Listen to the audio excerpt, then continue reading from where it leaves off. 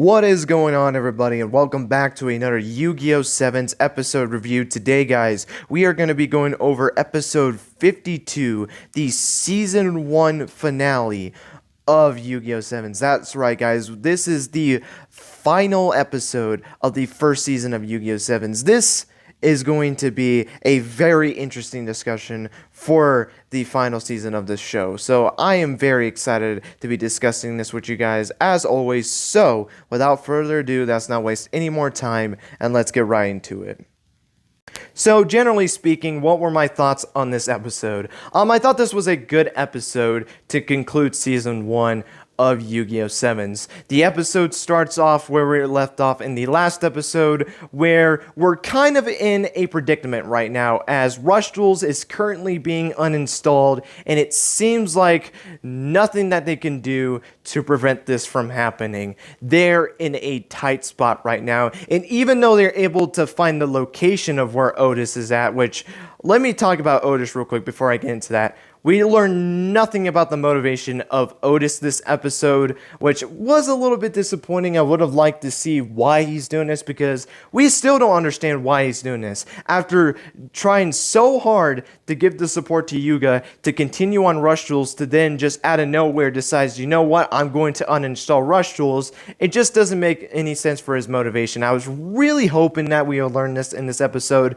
but maybe that's just me being a little bit greedy and wanting to see it now, but obviously, they want to wait at a later time to do this, which I'm completely fine with. But they're able to find the location of where Otis had this whole process happening at. But unfortunately, they go in there, they destroy the pedestal, but it does nothing. Rush Duels is still being uninstalled because of the fact that the only way they can stop this, from what it seems like, is that they have to stop the Rush Duel right now, because if they don't, Rush Duels will be uninstalled. That's how this whole process works. Destroying that pedestal did nothing. So, from that perspective, it sounds like an easy decision. Stop Rush Duels right now and save Rush Duels. Sounds easy, right?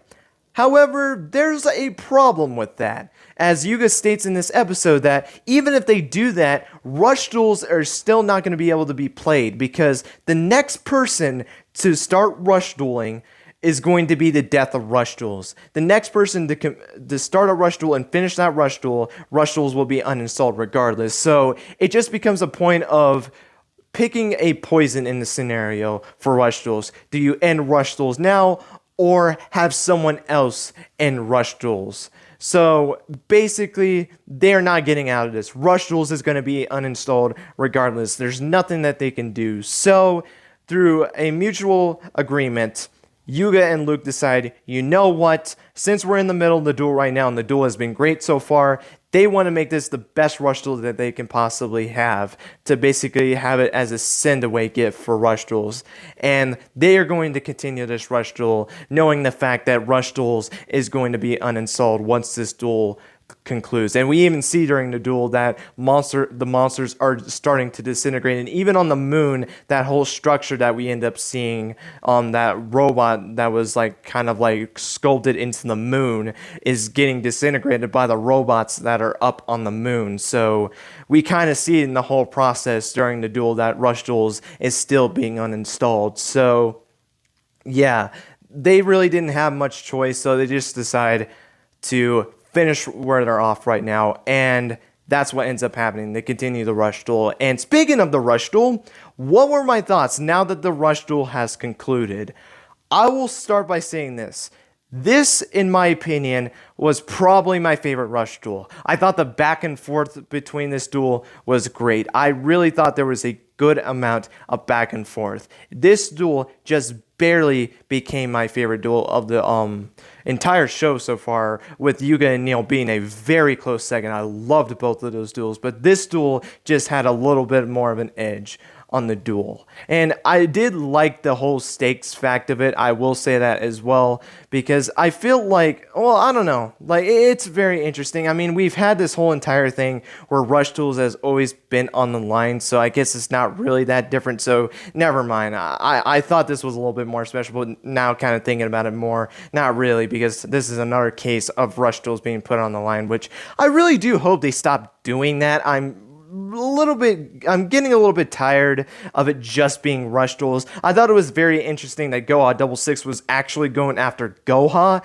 but obviously they're complete jokes, so it didn't really matter. It ended up in the long run being that rush duels was being targeted again, and basically they had to try to stop it from actually going off. But it looks like from this duel that either way it was going to go, it was going to be uninstalled anyway. So in that scenario, Otis wins regardless too. So I guess it is a little bit different when you really think about it. But getting back onto the actual topic of the duel, I thought the dueling action was great. There are a couple of mentions that I want to mention in this duel. The first thing is Luke's new ace monster. We see his new ace Meta Gears, the Steel Strike Dragon, which I do love the design of that monster. It's probably my third favorite dragon that he's used so far in the series, behind Attack Volcano Dragon and Dragonic Slayer being personally my favorite monster of all time in rush duels. I think Dragonic Slayer still is the best in my opinion in terms of the effect monsters, or in terms of like base effect monsters.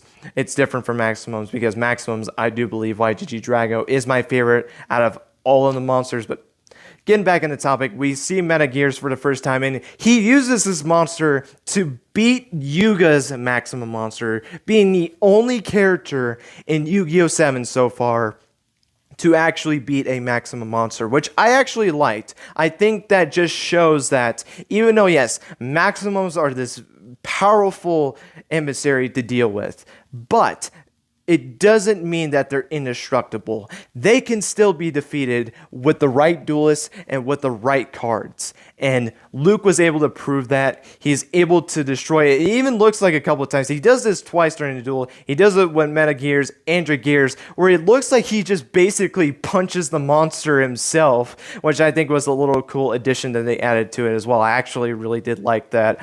But we did see that. We also saw a new ace monster of Yuga's, and we saw a whole bunch of ace monsters for Yuga. Like, we saw the new one, which I think it was called, it's like Thunderbolt Deity or something like that. I honestly cannot remember the name of that new ace monster. I think it looks sick, by the way. I think the color scheme looks pretty interesting, and the overall design of the monster looked very cool. We do see some of Yuga's other ace monsters. Easily his classic Sevens Road Magician, his, like, I guess, first ace. Then we see the Mirror Invader. We saw, I believe, Full Meteor Impact, I think it was what it was called. Ice Age Catapult, and then that Claw Tiger monster that he used against Roman. We saw those cards, and I think we also saw the Sea Dragon from the last episode when he activated that trap card, and he had to basically draw the top 7 cards of his deck, and if he had 5 monsters, he was able to negate the damage that he ended up taking that turn. And we ended up seeing that monster, which I think got sent to the graveyard, which basically led to one of his trap cards that he ended up using in this duel, which, let me just say this. The requirements for this card is insane. For one of the trap cards that Yuga activates in this duel, it requires, I kid you not, 10 level 7 monsters, level 7 or higher monsters to be a little bit more specific. 10 level 7 or above monsters. It just baffles me that you would even play 10 monsters, because let's say you do the bare minimum deck. That's 40 cards in your deck. That is a fourth of your deck being level 7 or higher monsters, which you need 2 tribute monsters in order to summon it. Like, that requirement is insane, and the actual effect is itself, regardless of the requirement, is actually pretty solid. Being able to summon a monster back from your graveyard, then being able to pop your opponent's monsters back to the hand, all the monsters on your opponent's field, was pretty interesting. Unfortunately, that doesn't really do much, as since Yuga special summon Sevens Road Magician, Luke was able to activate a trap card that lets him summon back his Dragears from his hand, and basically that's where before we get the end result of this duel. But getting back into the actual action, we also do see Luke play a trap card that I actually do love the name of this trap card. I find it so hilarious that there's an actual trap card with this name. He activates a trap card that is literally called Like Hell I'll Lose. Basically, the trap card allowed is Yugioh from being destroyed, which is able to protect him from actually losing the duel, because if he didn't activate that trap card, Yugioh would have been destroyed and he wouldn't be able to attack with his other ace monsters to be able to win the duel. So basically that ended up saving his butt from losing and dropped him all the way down to 100 life points, which is classic in Yu-Gi-Oh! For characters to hit 100 life points, or at least that seems like that's the case. And the other thing I wanted to mention too is that we did see 2 OG cards in this duel as well. We saw Graceful Charity that Yuga ended up using, and we saw Pot of Greed, which was the card that Luke ended up using in this duel. Very OG cards, and I will just start off by saying this: it was great seeing those cards back in action. It has been so long, and I mean so long, since we've seen those cards in action. They have been banned on the forbidden list for so long. I think it's been about 15 years since we've actually seen these cards in action, because again, they've been on the ban list for so long. So to actually see them in some capacity in a duel again is just great. I'm really glad that we got to see these 2 cards back in action once again. But other than that, I think that's everything I wanted to mention in regards to this duel, from Luke being able to beat over Yuga's maximum monster to the OG cards that we ended up seeing in the duel, and the back and forth just made for a great duel.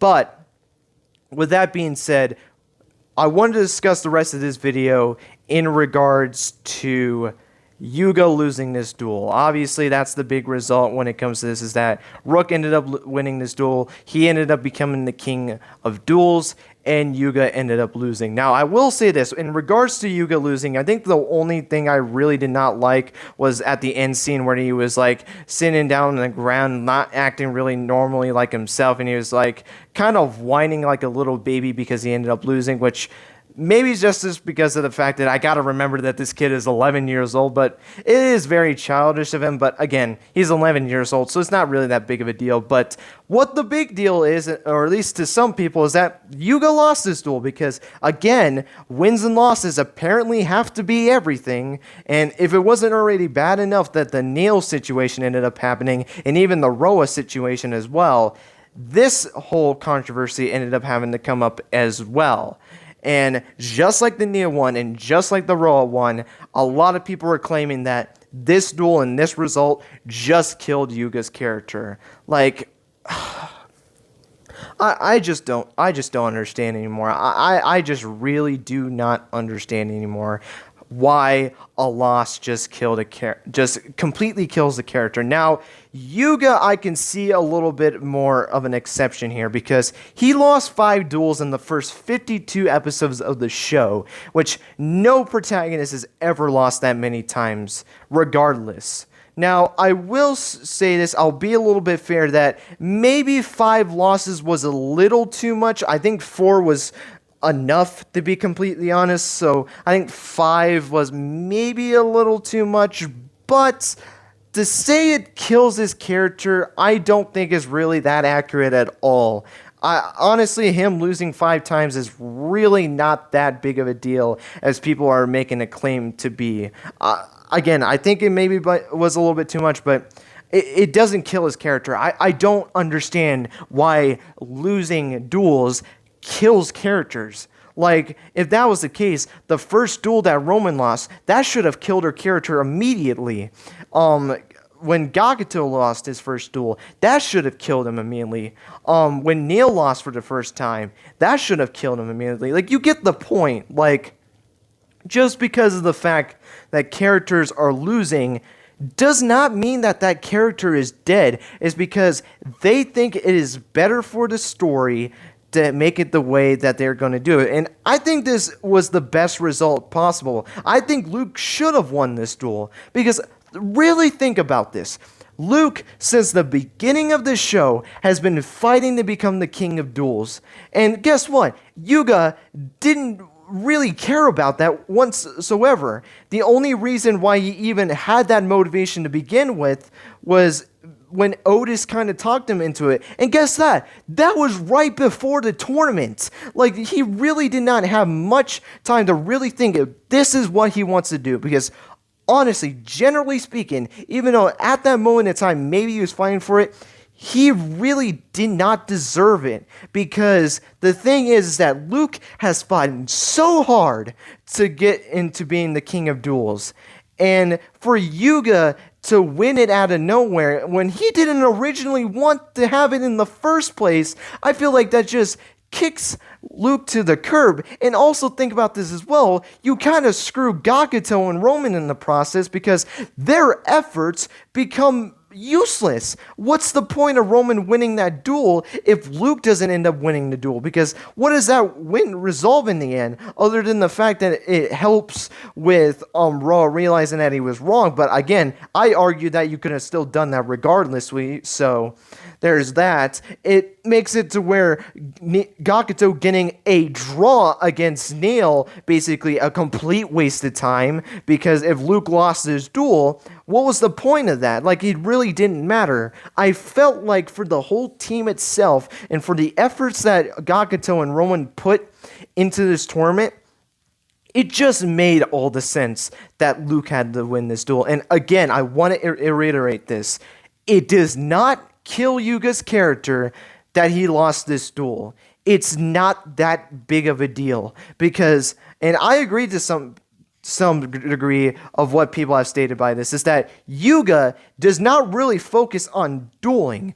His whole thing and what he's going to be remembered of doing is creating rush duels. That is the whole entire thing. Now, I will say, though, just because he created a rush duel doesn't mean he can't be a strong duelist either. I feel like you can get the best of both worlds. I mean, Yuya had basically both worlds of that because he was the creator of pendulums, and I thought he was a pretty strong duelist, and I think Yuga is still a strong duelist. I mean, he beat Neil, which Gakuto could not do, and he beat Roa, who Luke, which we know is undefeated, said is one of the strongest duelists that he has ever seen. So that's a pretty big win. And then being able to beat Asana as well, who beat Tiger, who beat Luke, might I add as well. Sure, I understand it's different scenarios, but I don't know, like, Yuga has dueled tough opponents. It's not like he's been doing very crappy. Now, in the last 30 episodes, I guess you can argue that because he's not gotten any kind of streak at all. At most 2. He has not gotten a single 3-win streak in the last 30 episodes. But, and I will say this, though, actually.